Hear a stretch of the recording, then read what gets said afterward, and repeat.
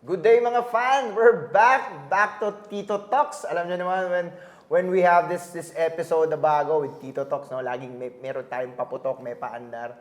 Ngayon yung bisita natin, sasabihin ko sa inyo. Dito nagsimula yung alamat ng tubats. For the longest time. Ito yung kasama kong freelancer. When everyone hears his name, ito yung tipong malinis, ready to be printed, real sock. Sa mga nakakilala sa kanya, pag sinabi na real sock, alam nyo na kung sino. At alam nyo kung sino yun? Ang nag-iisang Mark Suryo ng Philippine wedding industry, si Mr. Sock himself. Mark Suryo, pare. Maraming salamat. Pinaunlakan mo ako sa napaka-busy schedule mo at 3 p.m. onwards. Guys, may biruan kasi kami sa grupo, no? Laging pwede si paring Mark 3 p.m. onwards kasi siya si Boy Tuhog. Nakita niyo naman, at 50, nakatuhog pa. Di ba?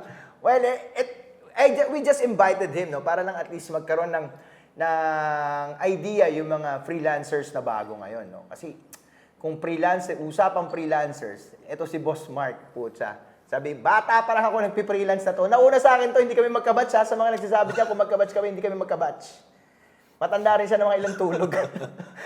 Ito pare, ito di ba? Nakakatawa kasi, pag pinag-uusapan ng freelance, ang unang lumalabas pag ginugin mo, Mark Suryo eh. Di ba pare? Parang ikaw yung hari ng pagpi-freelance. Lalo na, hindi lang Metro Manila guys ha. Mapa Tagaytay, Mapa Cavite, Mapa North, putsa, dating taga Bulacan. Kung saan na nag-ikot to dahil sa pagpi-freelance guys. Parang kumusta? Kumusta ngayon ang freelance? Until this very moment ng marami na tayong nakasabay, marami nang nawala, marami na nagpalit ng negosyo. Tayo nandito pa rin. Kumusta? Kumusta naman? Well, okay na okay pag-freelance. Sa mga hindi nakakaalam, dati akong studio owner.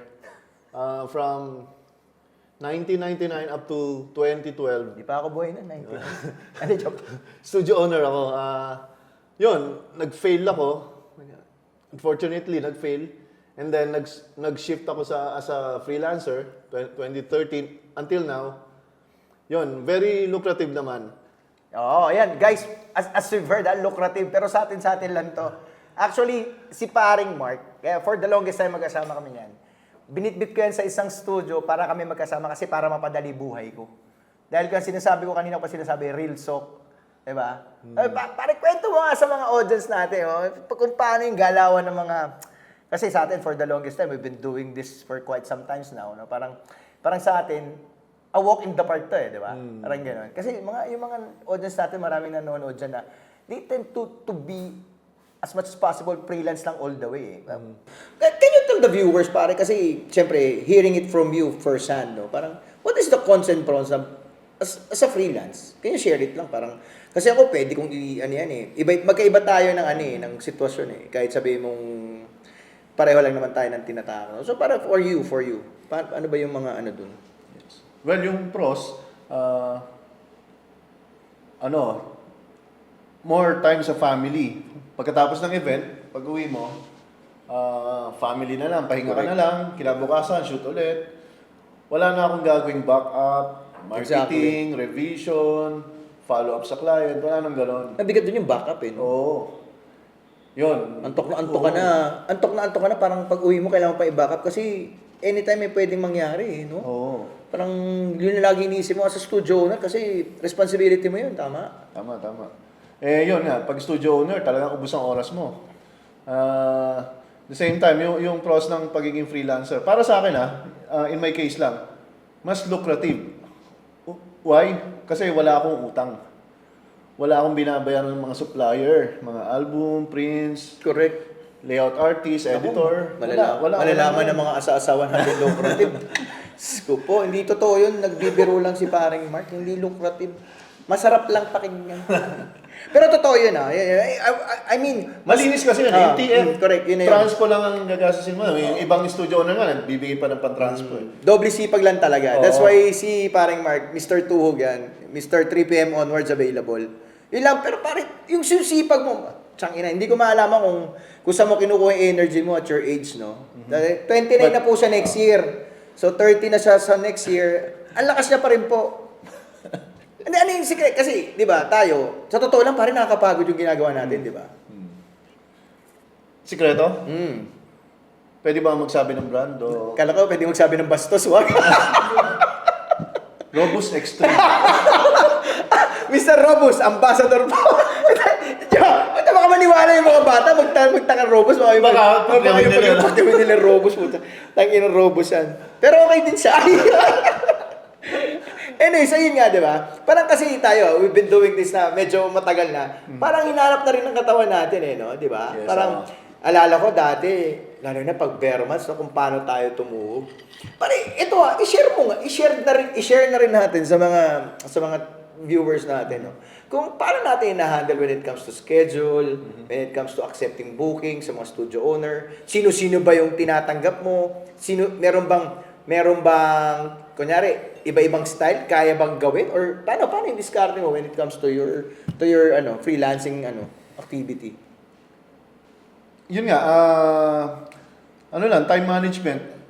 Pag may nagpa-book sa'yo, tanungin mo muna kung anong event. Pag wedding, tapos weekends, medyo off muna. Parang, mas priority ko yung makaka 2 events ako in a day. Mga short Yes, short like time events. kiddie party, Correct. debut, or corporate events sa gabi. So, makaka-accept ka pa ng morning wedding. Correct. Or binyag, ganon. Yun, na-manage ko naman yung time. Ina-assure ko lang sa studio owner na kaya kong bumiyahe at may allowance pa yung oras oras. mo. Oo. Yung parang hindi naman maapektuhan yung isang event para lang Yun. makapunta ka sa isang event. Yun guys, yun yung medyo aralin nyo kung paano yung time management. Kasi nowadays, minsan sa kagustuhan natin mas madagdagan yung kita natin, merong mga nasa sacrifice na mga di ba? Na mga event. Kaya mamadaliin natin para makaabot tayo sa ganon. Guys, make sure na yung oras nyo, may ample time kayo sa travel time, saka check nyo rin yung distance, tama pare, Tama. no? Tsaka yung traffic na nung oras na yun, nadadaanan mo, ganon. Pag-aralan mo na agad, bago, wag lang accept. Although, yun nga, kahit isipin mo rin yung yung days na kunyari Saturday. Pag Sunday naman pwede rin, hindi naman masyadong traffic, gano'n. Yan, pwede yun. Pero kasi 'di ba pag wedding ngayon, alam natin kung gaano siya kahaba eh.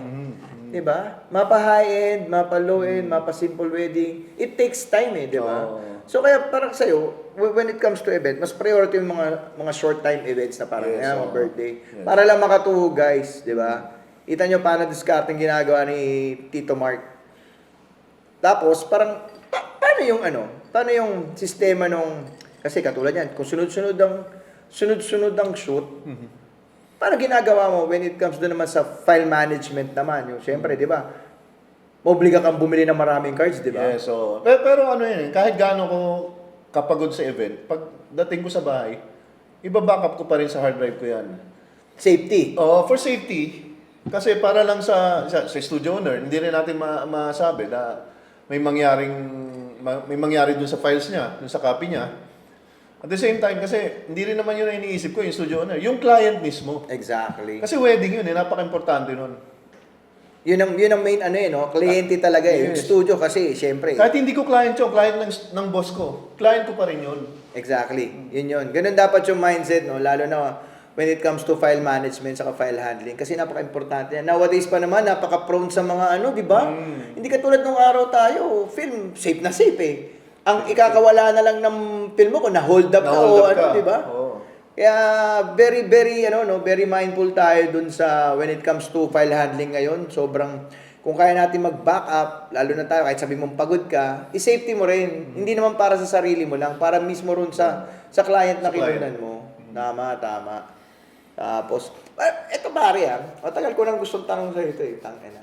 Medyo, sa live audience na natin tanong, pre, para, baka malaman umiinom ka, alam nila, hindi umiinom eh. Hindi, kasi, pare, yung mga sorry guys hindi ko pe-personalin to, it's just a question, no? Kasi minsan, pare, may nakakasama ako mga freelance din. Alam mo naman, freelance tayo as di ba? May mga nakakasama kasi akong freelance ngayon. Pag ikaw yung kasama nila, parang nakikipagtagisan paminsan sa'yo. Na-experience mo ba yan? Yes, napakadaming beses na. Para sa akin lang naman, dapat kasi di ba? isang team kayo. Kung nagawa niya na yung isang task na yon, wag mo nang gawin na patunayan na mas magaling ako sa'yo.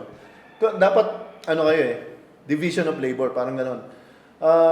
Kung siya, may nagpapabida-bida, ganon. Merong ganong, kasi freelancer tayo, hindi natin masasabi kung sino makakasama natin. Kunya, may nagpabida-bida. Pabayaan ko lang siya. Wala naman kasi ako kailangan patunayan Exactly. Sinisilip ko lang mismo yung output niya.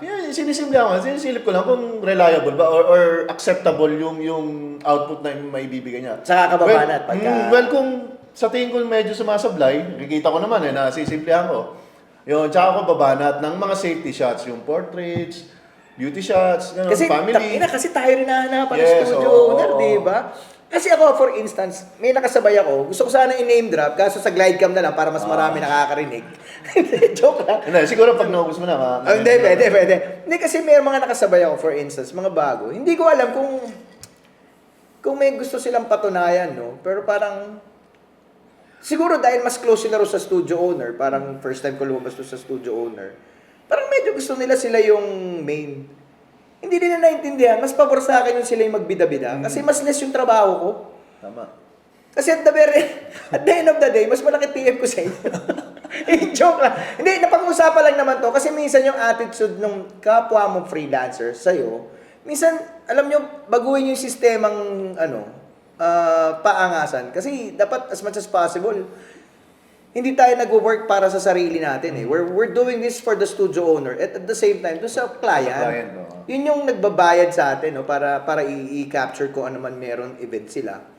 Ang sa akin kasi, hindi mo kailangan makipagpaligsahan sa akin. Unang-una, graduate na ako dyan. Masteral na nga ako Same thing with Sir Mark. Parang tayo, magtulungan tayo. Parang ganun. Same thing with, hindi lang sa nauna sa inyo, no? Kahit ka-level nyo pa yan, kabatch nyo yan. As much as possible, kung may mga assigned na assignment kayo to shoot, yun ang i-prioritize nyo. Kasi eventually, we're working as a team here. Hindi naman parang, oy, freelance si ganito. Sikat na freelance yan, kilalang freelance yan. Dapat mas maangas ako dyan kasi ako yung priority ng studio owner. Hindi dapat ganun yung mindset, no, as a freelance, no. As much as possible, we're doing this event for the clients, hindi para sa atin. Ngayon, kung pumuportfolio ka pa lang, tapos na kami doon.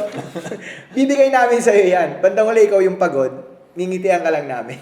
Salamat sa effort. Ganun pa rin ang TF. Ganun pa rin ang TF. Pero yun nga, how do you handle with other freelance na medyo pagdating pa lang sa set, sa event, medyo iba na yung, paano yun? Paano ka, kasi ikaw kilala kita Mr. Relax Well, diba? siyempre nung bago pa lang ako sa freelancer, medyo siyempre maangas din ako, di ba? Hambog! Oo. Hindi, dati kasi ako studio owner na feeling ko ako pa rin ang boss, di ba? Siyempre, hindi yung maalis sa akin yun. Pero through the years na pag-aralan ko maging yun, makisama, yung camaraderie, yan, tsaka yung we work as a team. Tama Exactly. yun. Para ang magbe-benefit dyan kasi yung studio owner at yung client. Yun, ano ba yun? Tanong mo? Tama naman. Hindi, most likely kasi, ako, hindi ko alam, lalo na ako, no, hindi, katulad mo ikaw, nag-freelance ka, kunyari, Tagaytay, ito. Kasi ako, nowadays, nag-freelance ako, parang, from Manila to any point of Luzon. Ginagawa mo rin naman dati yun. Pero kasi, di ba, so ako gano'n, minsan merong iba silang culture na parang hindi mo maintindihan. Minsan, parang, syempre, in a way, aaralin mo siya Parang titignan mo pa rin siya kaso, dahil nga ito, si ganito, bida-bida, dahil siya yung gusto niya siya yung medyo, ako pinagbibigyan ko yun totoo lang.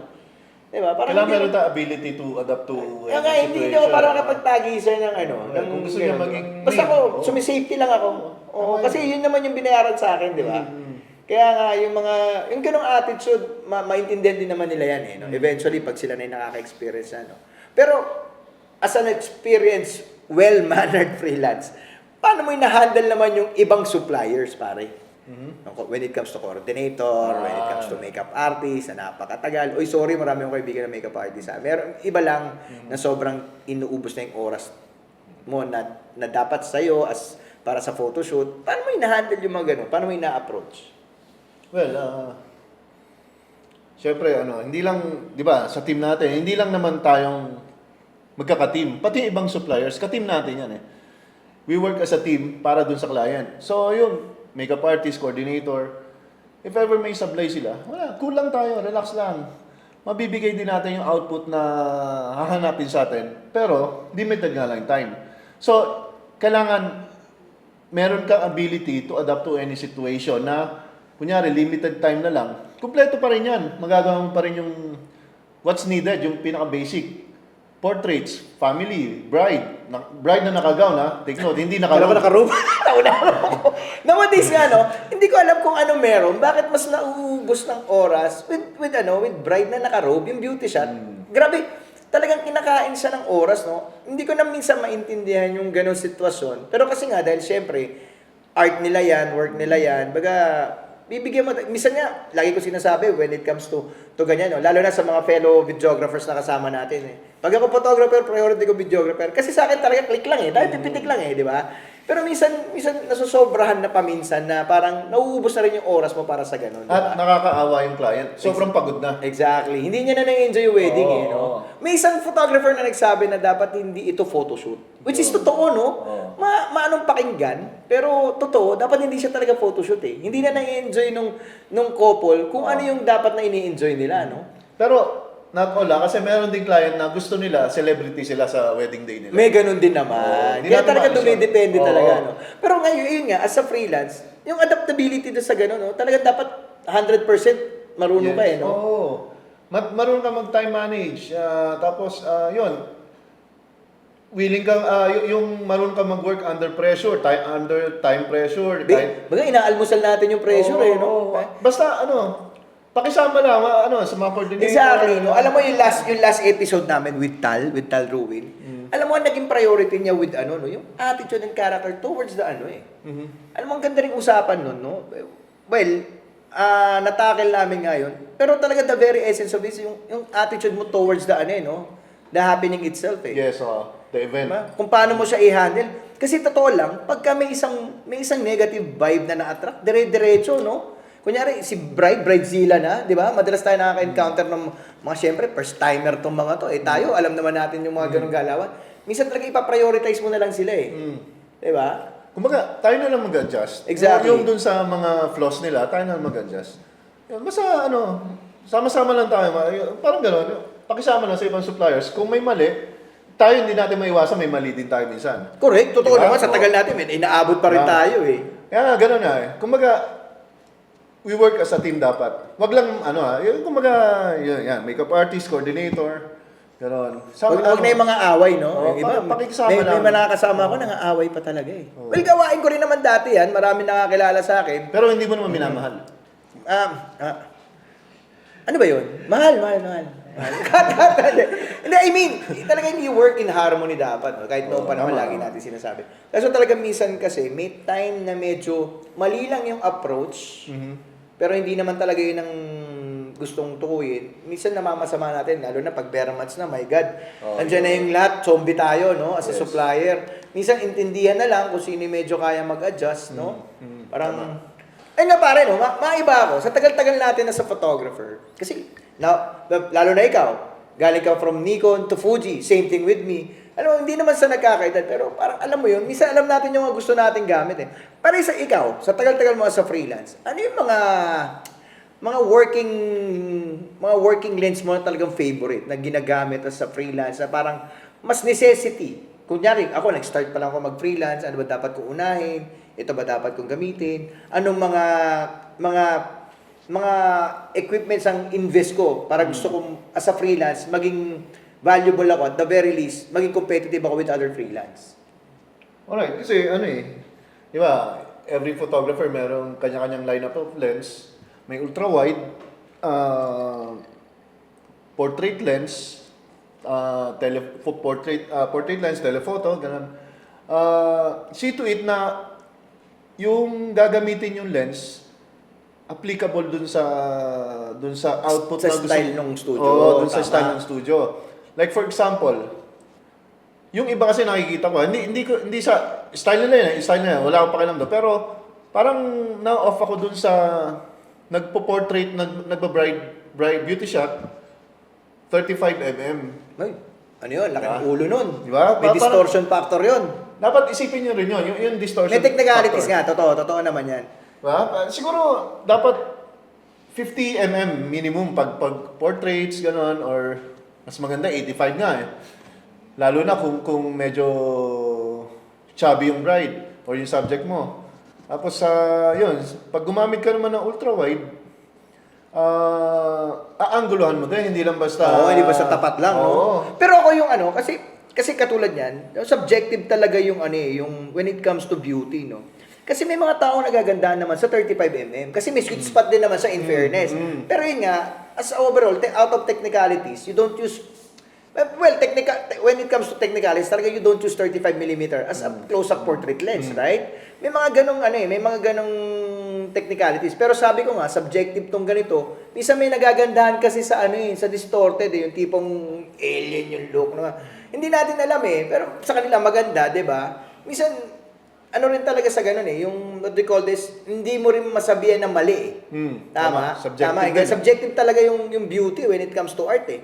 Kaya yun nga, pero kasi ako, kung ako mag-start lang, kunyari, may nagtanong dito ano maganda lens? 50mm. Yung nagsusum.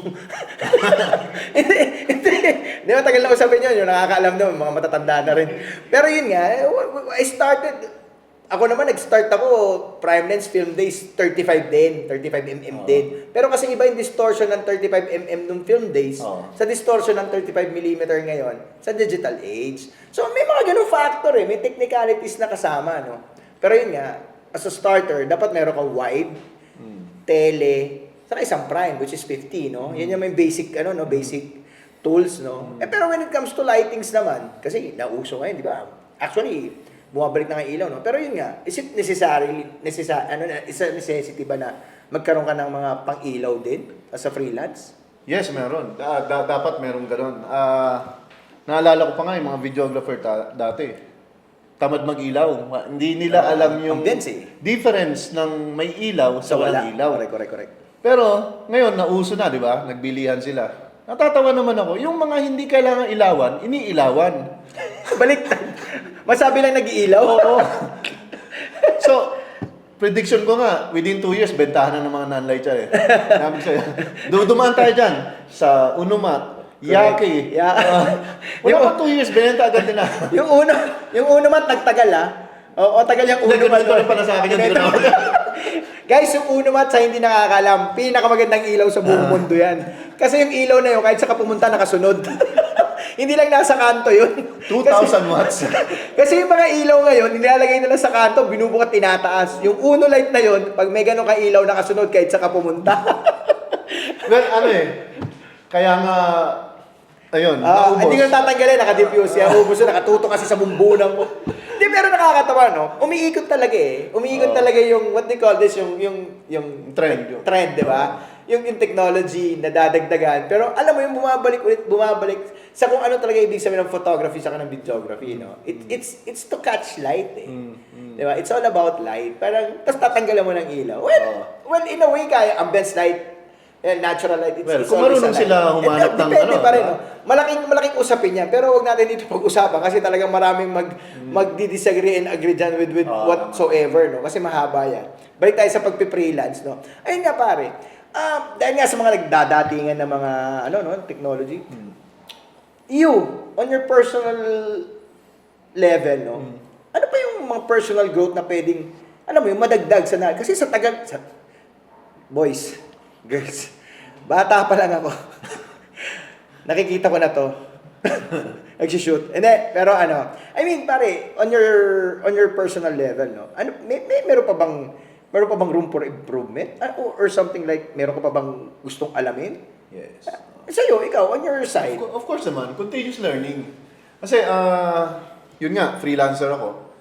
Kailangan, every studio na mag-hire sa akin, kaya kong ibigay yung style ng studio owner. Versatility pa rin talaga, yun. no? So, kailangan mo aralin yun. Lahat ng style, light and bright.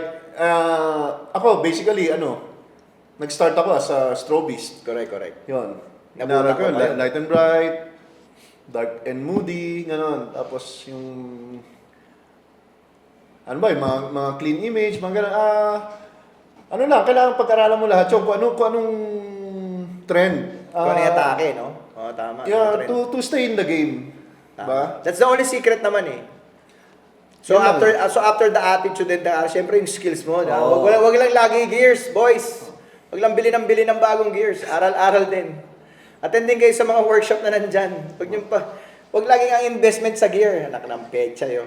Minsan makikipag-usap din kayo sa talagang nakakaalam. Kasi iba yun. Iba yung coming from their mouth na parang na-absorb mo. Iba yun ha. Ibang malaking bagay yun as a professional photographer, no?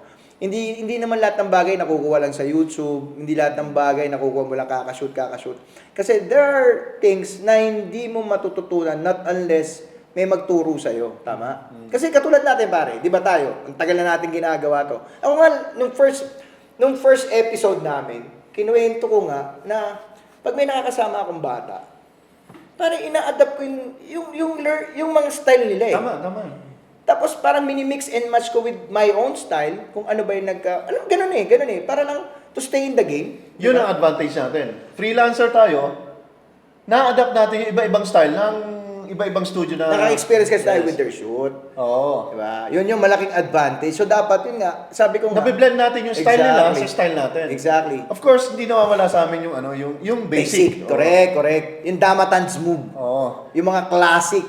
Yan yung mga mga timeless. Old but gold kung tawagin. Yan yung laging hinahanap. Alam nyo kahit saan yung ipunto, wala magpapa-blow up na picture na hindi sila nakatingin.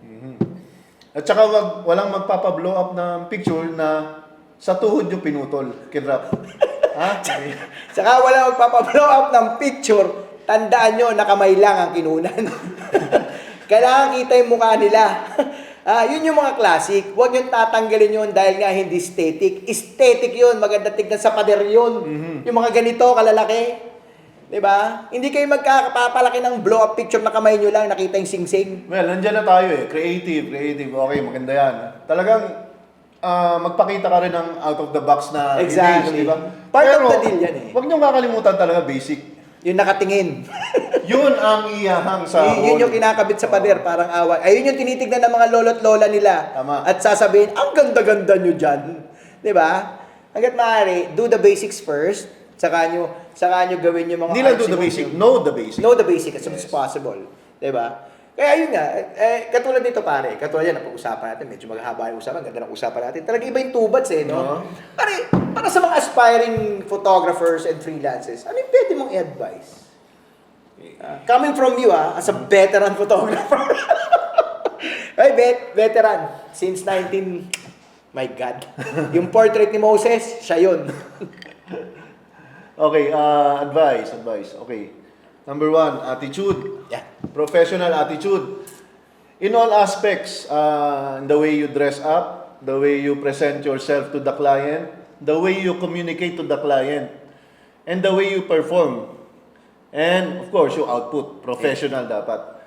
Yun, lahat yun, in all aspects. Pakikisama, camaraderie, gano'n sa mga co-workers, co-suppliers. Lahat yan, hand in hand. Nagkakasama talaga.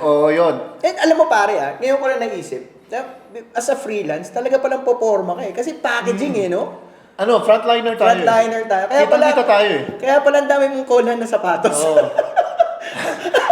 Hindi pwede yung mga vest mo nung araw, hindi mo na magagamit yun. Hindi na ba pwede yun? Sayang, pinaghuhukay ko pa naman sa ball. Pero nagamit ko one time, nakita ng ibang bata, aesthetic no?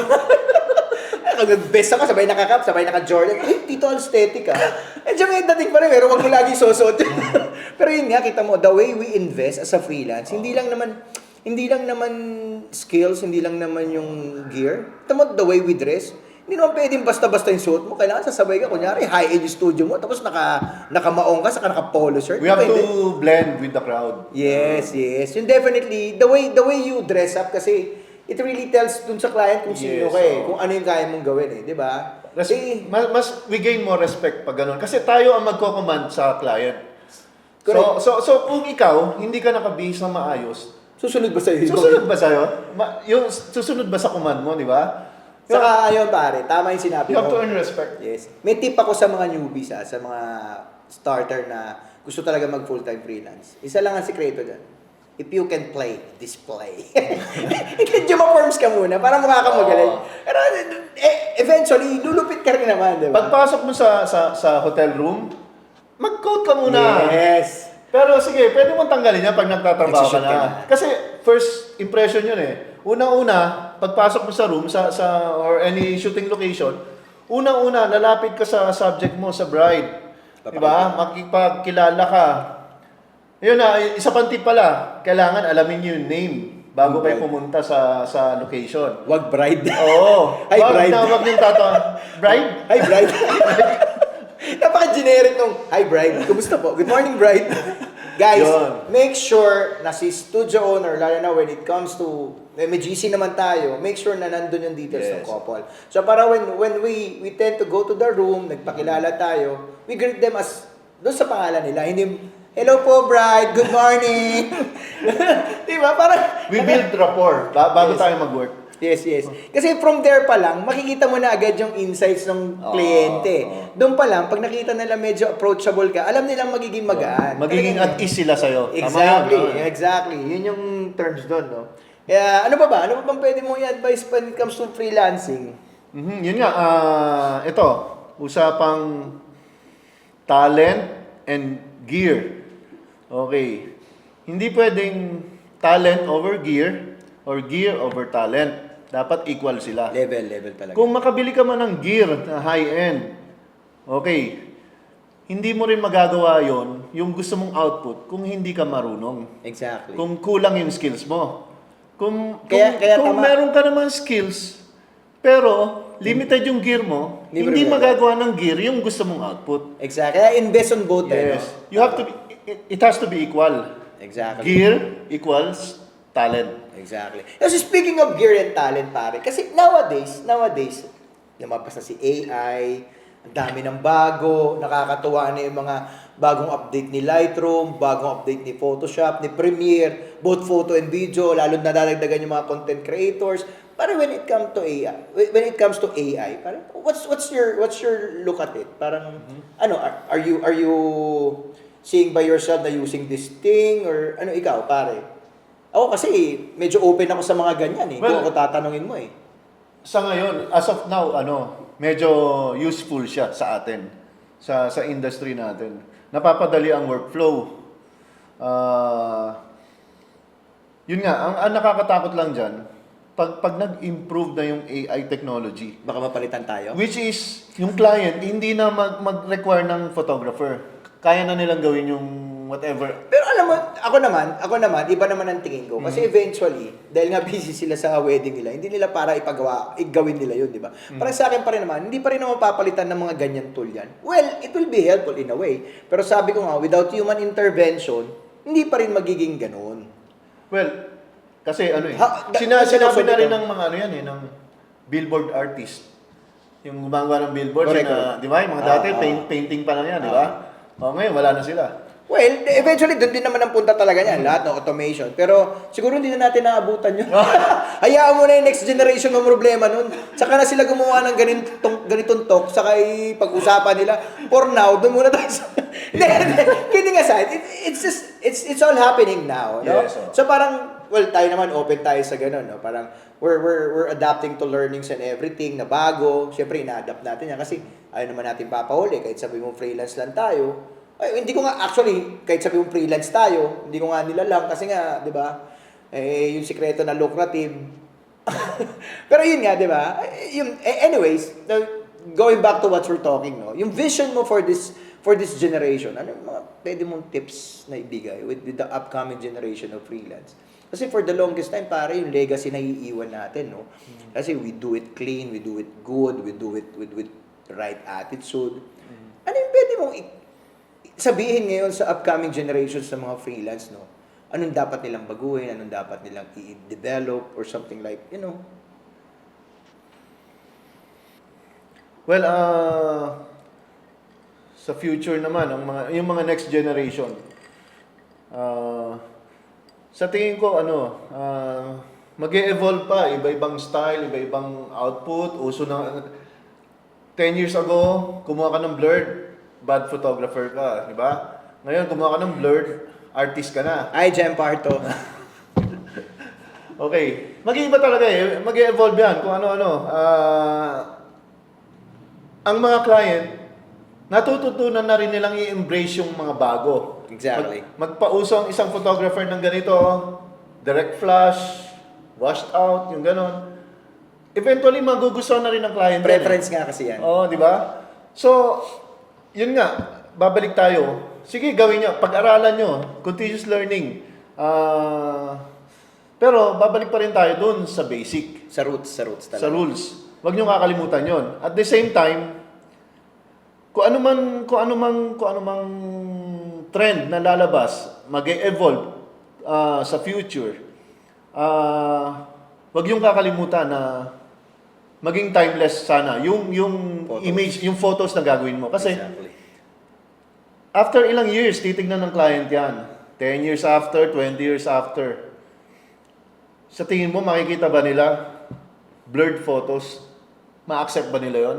O sa tingin mo, yung dark shadows, hindi na halos ma-identify yung subject, magugustuhan ba nila? Well, no offense dun sa mga ganong style sinasabi ko lang na in the future, na yun nga, pag nakita nila ng client natin, syempre hindi, parang mas ma-accept pa rin nila yung timeless image.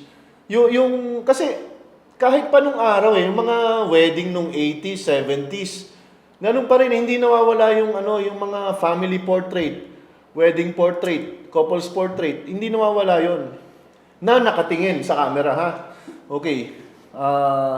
Sa tingin ko, Let's do the classic timeless pa rin. yun, Yung mga sinasabi nilang old but gold. Ayun nga, as a vision din sa mga susunod na generation.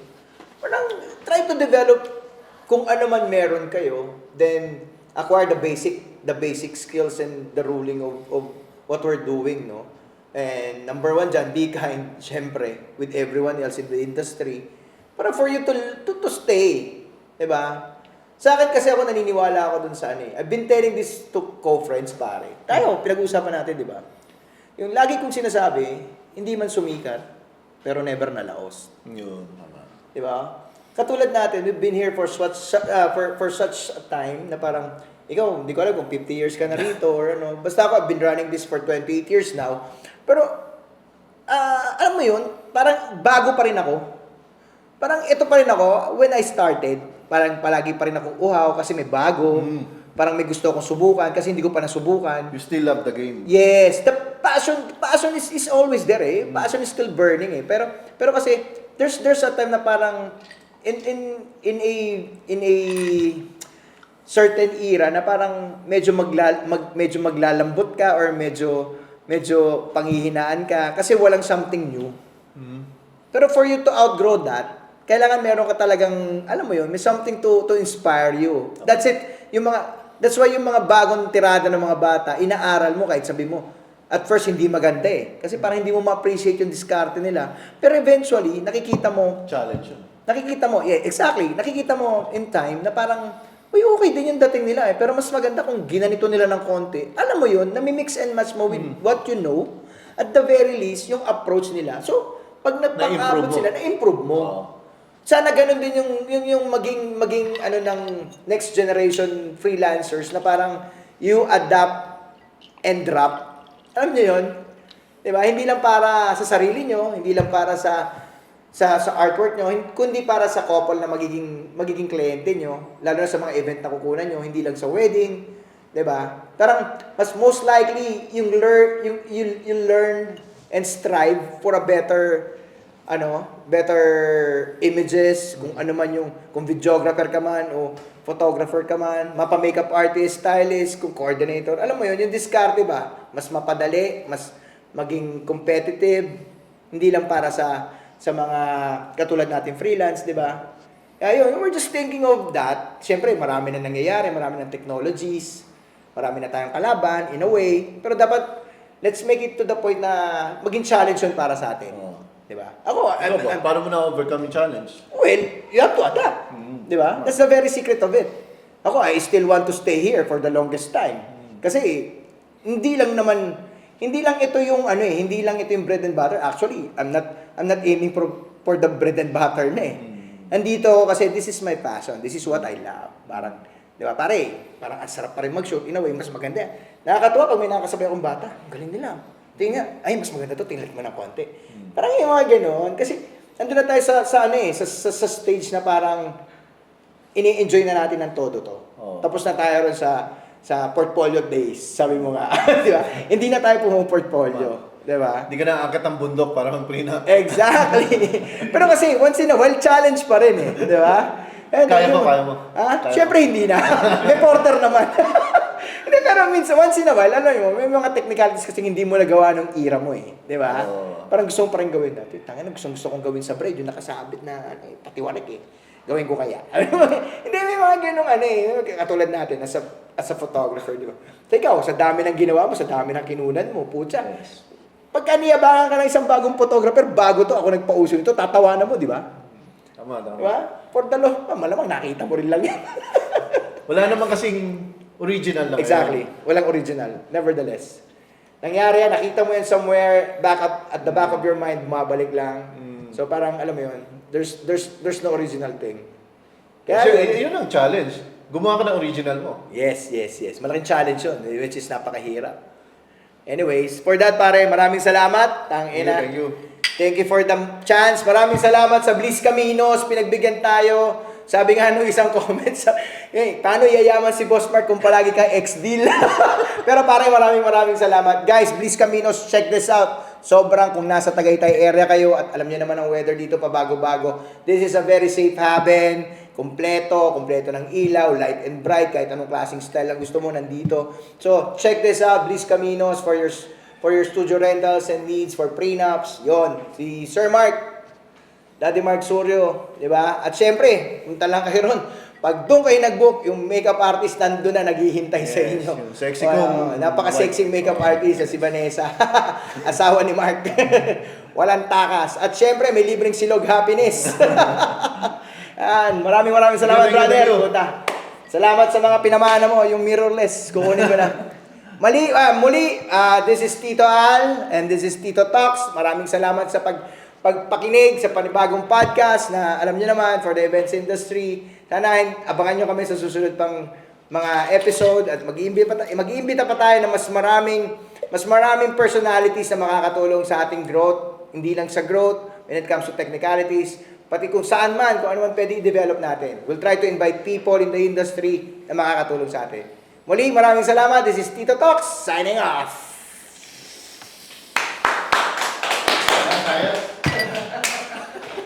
Tang na yun kung nasa direksyon ng mga